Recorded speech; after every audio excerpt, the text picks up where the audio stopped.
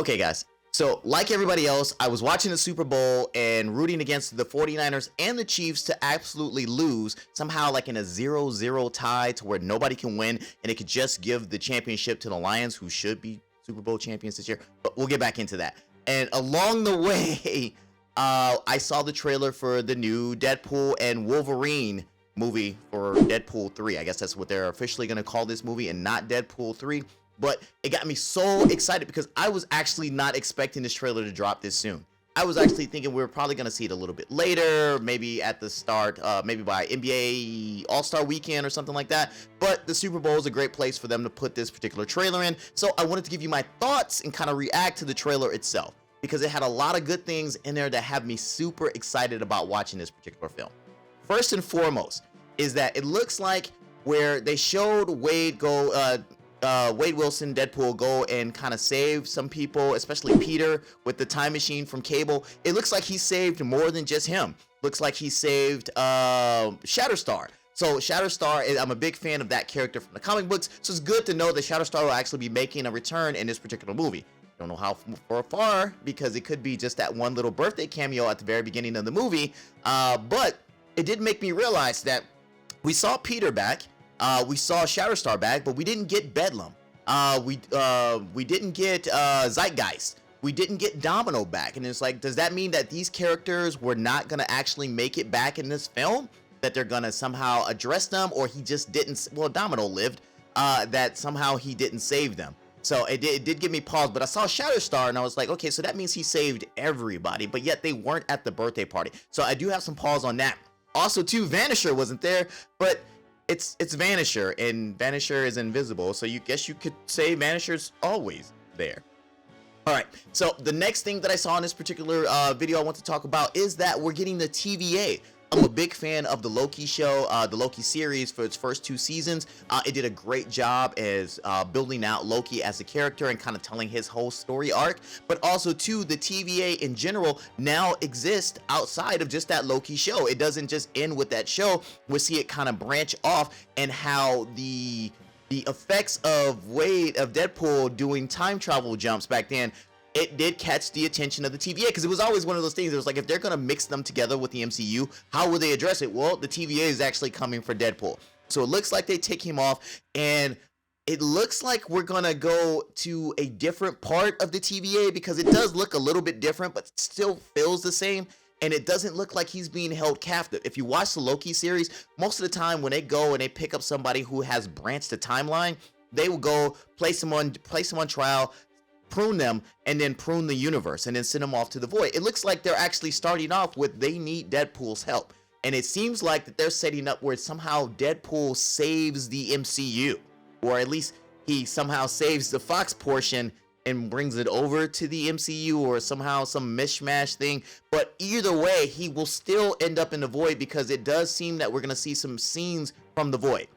I know if you guys have followed the channel or any other place that's actually talking about any type of comic book movies, you've all seen the leaked videos of him fighting Wolverine. So we know that's going to take place in the void. We know there's going to be a 20th Century Fox logo thing that's going on. So those are things that we already know, and I'm very, very excited to see exactly how that's going to go down. They showed us some clips of the action scenes. The action scenes look like they're going to be really, really awesome. And that's always been a mainstay of Deadpool. They always make sure that they get real great choreography in their action scenes, which really kind of keeps the excitement going when you get there. Because a lot of times people do action scenes really, really badly, and it really takes you out of the moment. This, with Deadpool, they always keep you in it, where it's just non-stop kind of fast-paced action scenes along with his comedy. So I'm really happy to see that's going to be continuing on. Another thing that I saw in this particular thing is that through the trailer, we got to see a glimpse of Pyro.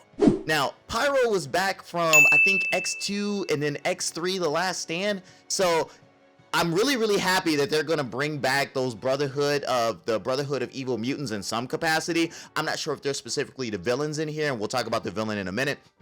But it's nice to see that they're going to bring them back. So if we're getting Pyro, are we going to get Juggernaut? Vinnie Jones is Juggernaut. Are we going to see Mystique? I would prefer Rebecca Romaine's Mystique. Can you give me her back, please? I mean, please, can you give me her back?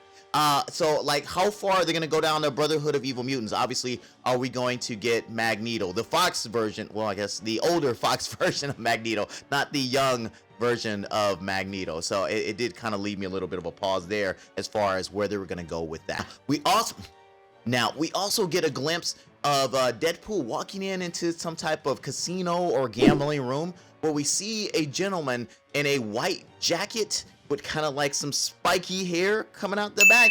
So if you've been a big fan of the comics, then you know that there was a character that Wolverine was Patch, where he wore an eye patch and he wore kind of like a James Bond suit with a little white jacket. So it seems like maybe they're gonna have Wolverine do that particular thing. But it also made me think is that if he's sitting at a table and he's gambling, kind of like in a James Bond-esque poker game, and like they did with Casino Royale, who's dealing? Because is it Gambit? Is this where we're gonna see Channing Tatum come back as Gambit? I would be really, really excited to see that. Plus, I would love to see how they pull this off, because every time I look at Channing Tatum, I'm like, he's not Gambit. He's not Gambit. Or will they do Taylor Kitsch? Because that would be another great way for the dudes. Even though I heard we've all heard that it's gonna be Channing Tatum, I would really like it if they brought back Taylor Kitsch to be Gambit again. But maybe they can figure out a way with the multiverse to kind of do them both. Now, it also leads me to think, so it's like, if he's gonna do Patch, will we see Joe Fixit Hulk version? So will they bring that back in as well, or will he make a cameo sitting over to the side, or will we just kind of do away with that altogether? All right, so let's talk villain. So I know we've all kind of heard rumors of who the villain's supposed to be about this. It's supposed to be kind of like an evil version of Professor X, Cassandra Nova. I'm not that familiar with that particular run in the comics where she was the evil clone twin of Professor X, and they had some battle, psychic battle in the womb, and he won, and it's very comic book-ish, and it was at a point in time where I wasn't following X-Men close enough to actually have read that particular one, so this is all new to me. And I guess if you're gonna have a villain that you can ultimately destroy, it's got to be something from a run of comics that wasn't that big, and watch everybody light me up in the comments and talk about how big it was, but for me it wasn't that big. So I'm not gonna be too much of a stickler as far as how they portray the particular character, but it looks like at one point in there we get a glimpse of her from behind, where we get to see the back of her head shaved. So that's gonna be interesting. Another big thing that we get to see in this trailer is that while Deadpool is laying on the ground, we get to see a comic for Secret Wars, because it looks like this movie's actually gonna set up Secret Wars, which is an amazing thing to do, because we know that we're gonna get an Avengers movie of Secret Wars. So we always kind of wonder, how are they gonna get to it? I know we were doing branching timelines and multiverses and stuff like that, but it seems like this is what's gonna kick everything off for Secret Wars here in Deadpool.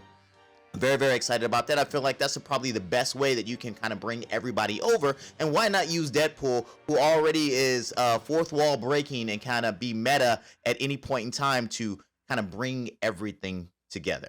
The last part of the trailer is where we actually get our Wolverine reveal, I guess, where he's laying down there and you see a silhouette kind of stand over him and then pop his claws and then go to pick up Deadpool himself. So I'm really, really excited to see how much of the movie is going to take place before we get to him actually meeting Wolverine, or are we going to see multiple versions of Wolverine throughout this movie? It's not going to be the standard Wolverine. Just in certain places, they're going to be a specific Wolverine and then replaced by another multiverse version of Wolverine. All right. So those are my exciting things about this film, about this trailer that I wanted to talk about. Tell me what you guys noticed in here, because I know I didn't get every Easter egg. You know, those are the things that just kind of really stood out to me. Put it in the comments below. Tell me what you guys saw and what you guys think about what we're going to get in the upcoming movie. And this is the first time that you're on the channel, make sure you subscribe as well as click the notification button, so that way you're aware of all the other things that we do on the channel. So with that being said, you guys take care.